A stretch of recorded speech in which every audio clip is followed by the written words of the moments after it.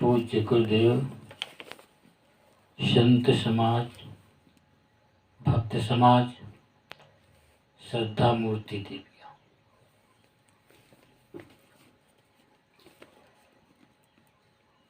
कुछ निवेदन है सो प्रस्तुत है।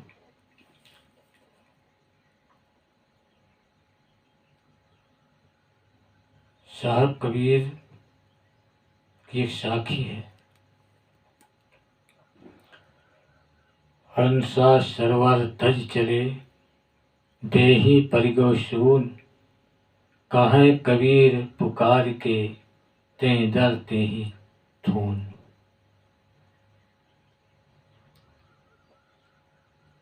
साहब कहते हैं, जब जीव शरीर छोड़कर चला जाता है तब ये शरीर चैतन्य से शून्य होकर मुर्दा हो जाता है। सद्गुरु जोर देकर कहते हैं कि कर्माध्यासी जीव पुनः उसी गर्भ में प्रवेश करता है जहाँ उसका शरीर निर्मित होता है।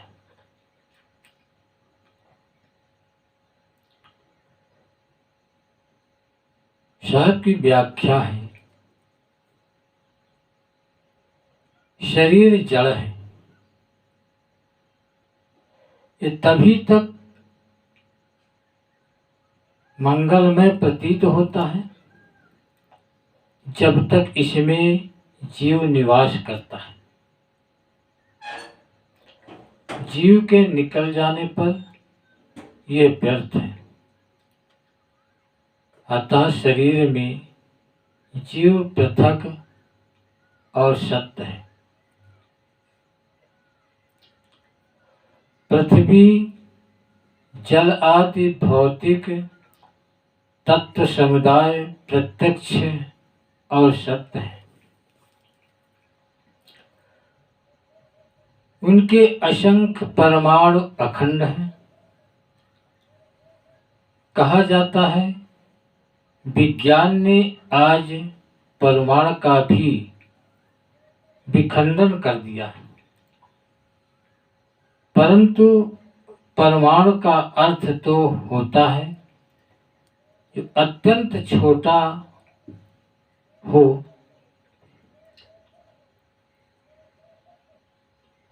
जिसका पुनः खंडन न किया जा सके। अर्थात भौतिक द्रव्य की अंतिम इकाई ही परमाणु है, अखंड ही होगा। उन भौतिक इकाइयों परमाणुओं का यौगिक रूप ही ये संसार है। जो हमारे सामने है ये प्रवाह रूप अनादि अनंत है। ये केवल जड़ है, इसमें चेतन के कोई लक्षण नहीं है। ये दृश्य और भोग्य है। इसका दृष्टा और भोक्ता संसारी चेतन अर्थात जीव है। दृष्टा और दृश्य, भोक्ता और भोग्य, चेतन और जड़ एक नहीं होते। दोनों के धर्म विरोधी हैं। मूल में जो गुण धर्म नहीं रहेंगे उसके कार्य में वे नहीं आ सकते। महुआ, गुड़, अन्न सड़ाकर शराब बनाने से उसमें जो नशा आ जाता है तो उसके मूल महुआ, गुड़, अन्न इत्यादि में सूक्ष्म रूप से नशा रहता है। महुआ आदि भी जड़ है,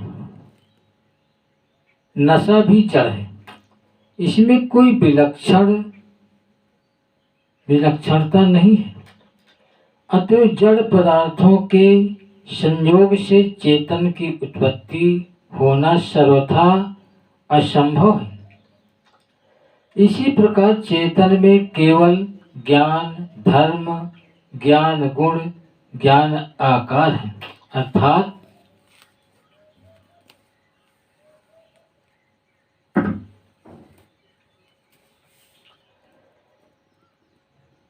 वो केवल ज्ञानमय है। अतएव उससे जड़ भौतिक तत्वों को उत्पत्ति मानना भी सर्वथा अनुचित है, क्योंकि ऐसा होना असंभव है। अतएव जड़ भौतिक कारण पदार्थों से नाना अविनाशी चेतन पृथक और स्वतंत्र पदार्थ है। जड़ तत्वों की अंतिम इकाई अदृश्य है, अखंड है, वो कहीं भी रहे उसका नाश कभी नहीं। चेतन तो अभौतिक है, उसका सूक्ष्म अदृश्य रहना स्वाभाविक है।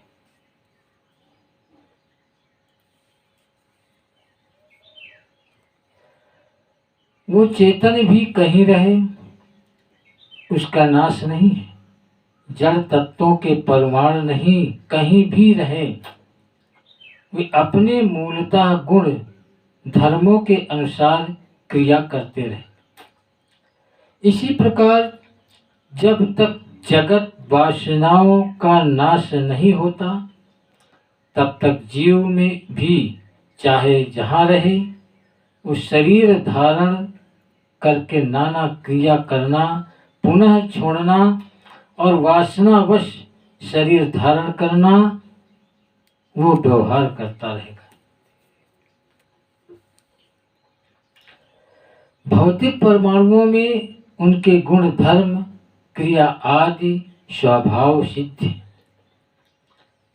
अतएव उनका प्रवाह सदैव चलता रहेगा। परंतु चेतन में जगत वासना विषयासक्ति वश है। इसके नाश होने पर जगत वासना का अंत हो सकता है और जगत वासना नष्ट होने पर जीव का संसार में आना जाना, जन्मना मरना समाप्त हो जाता है।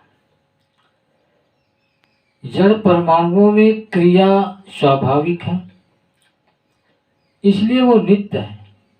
जीव जान तथा मान कर क्रिया करता है।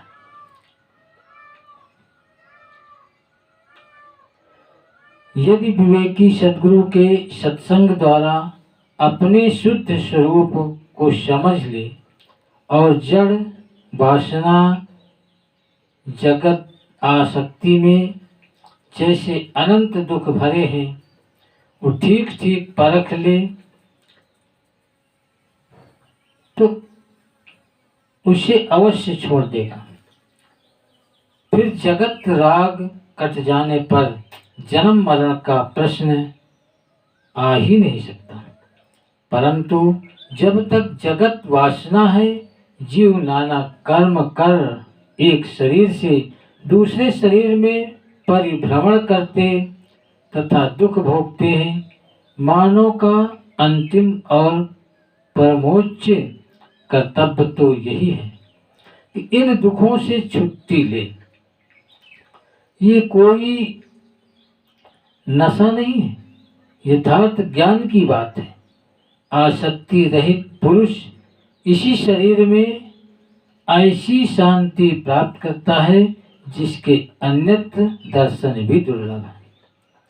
प्रकृति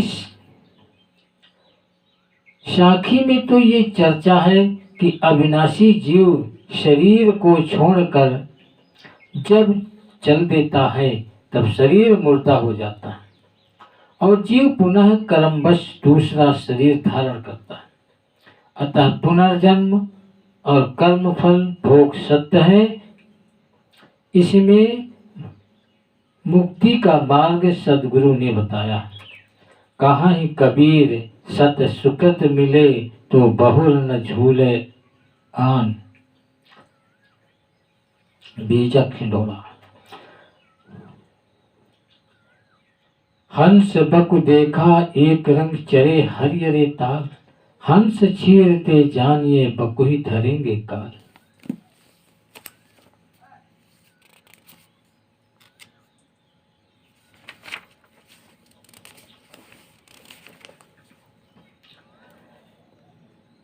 सदगुरु कबीर अपनी वाणियों में पदे पदे रूपकों एवं अलंकारों का प्रयोग करने में बड़े प्रवीण हैं। ऐसे समर्थ कवि प्रयत्न कर अलंकारों का प्रयोग नहीं करते, किंतु उनके हृदय से वो सब स्वाभाविक ढंग से निकलता रहता है। यहाँ सज्जन असज्जन के लिए हंस बकु तथा संसार के लिए हरे भरे ताल के कितने सुंदर रूपक।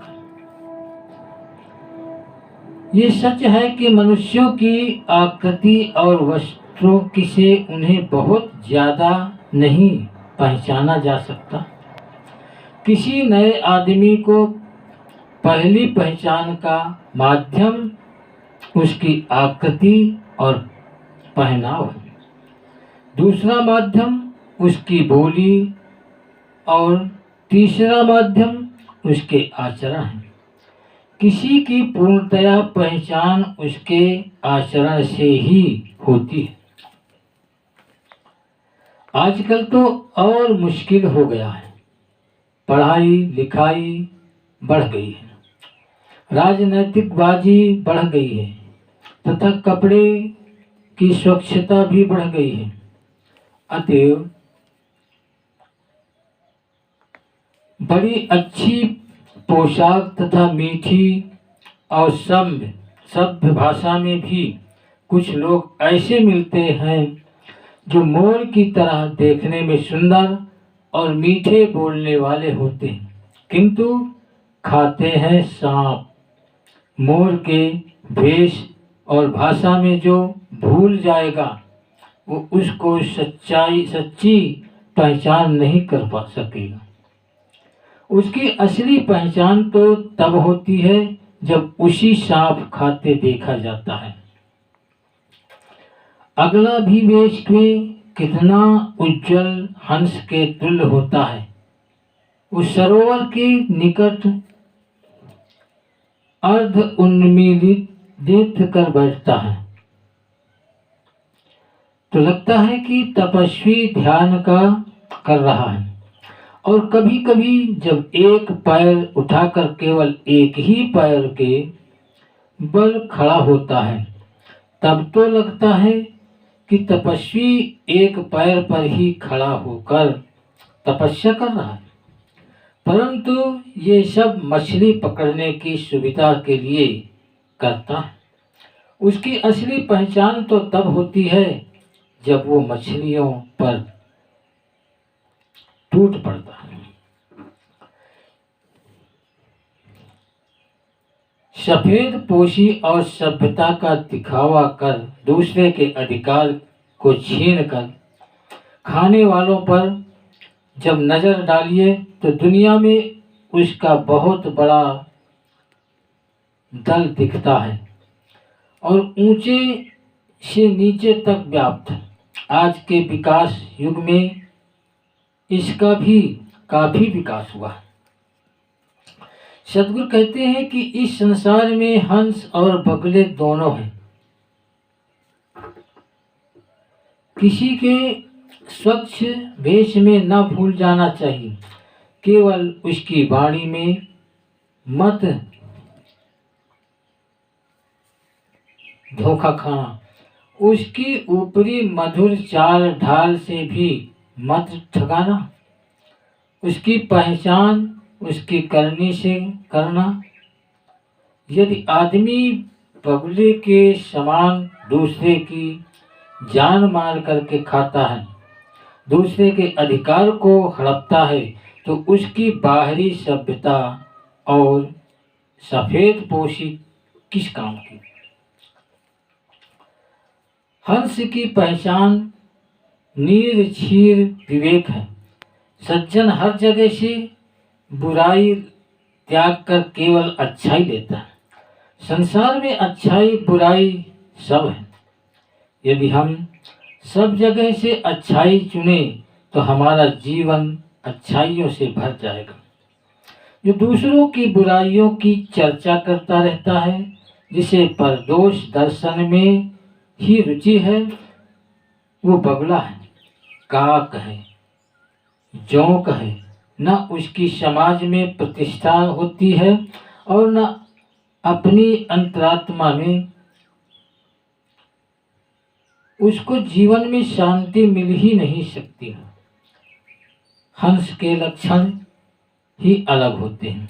विवेकवान पुरुष परदोष दर्शन, पर निंदा, पर चर्चा को अपनी विषय वस्तु नहीं बनाता।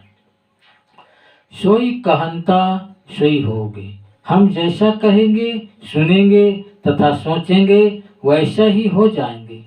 अतएव सज्जन सदैव मधु इकट्ठा करता है। जिंदगी का दीपक क्षणिक है, वो कब बुझ जाएगा ठिकाना नहीं है। इसलिए हमें हर क्षण सावधान रहना चाहिए कि कोई गंदे संस्कार न ग्रहण हो। सद्गुरु कहते हैं कि तुम हंसवत क्षीर ग्राही बनो, बगले की तरह किसी का मांस नहीं खाना। सद्गुरु अभिलाष साहब की ये व्याख्या है, बीजक व्याख्या है। मैं निवेदन करता हूँ इस व्याख्या को सुन करके और इसको अच्छी तरह समझ करके अपने में उतारने की कोशिश करें, ताकि जीवन हमारा सफल हो और अपने जीवन को सुंदर और अच्छा बनाने। यही मेरा निवेदन है। इसी निवेदन के साथ मैं अपनी वाणी को विराम करता हूँ। बोलो सद्गुरु देव की जय। साहेब बंदगी, साहेब बंदगी, साहेब।